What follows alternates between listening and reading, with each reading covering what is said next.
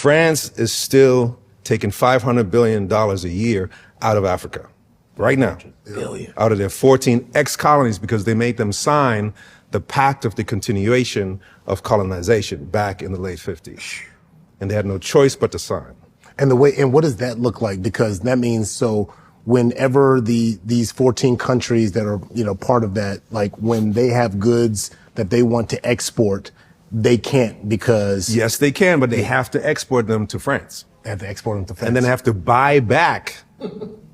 They have to buy back the products. They export the natural resources, the raw materials, and then they have to buy back the products from France. With their money. With their money. Now, France also forces them to spend to give up to 85% of their GDP to France. Up to 85%, right? They force them to give them French companies the first right of refusal for every public or private contract, right? So if they say, hey, we got some cocoa beans here, we want to sell it to America. No economic sovereignty, no food sovereignty, no power sovereignty, right? Because they're forced, again, to export their resources to France and then buy back the products to survive. That's what's going on right now. And this is why the countries are kicking them some... Exactly. And that's why, and France is taking the $500 billion and they invested in the stock market in France to the tune of trillions of dollars. Africa's not getting that. France is keeping that.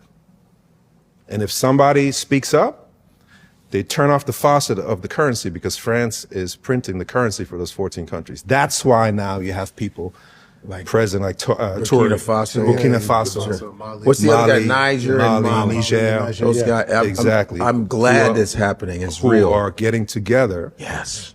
And they're kicking out France. Because what happened before, if a country said no, France would pour concrete in their sewage system, in their water supply. They would destroy the schools and the hospitals before they leave, right? Then they would come in with mercenaries. Yeah.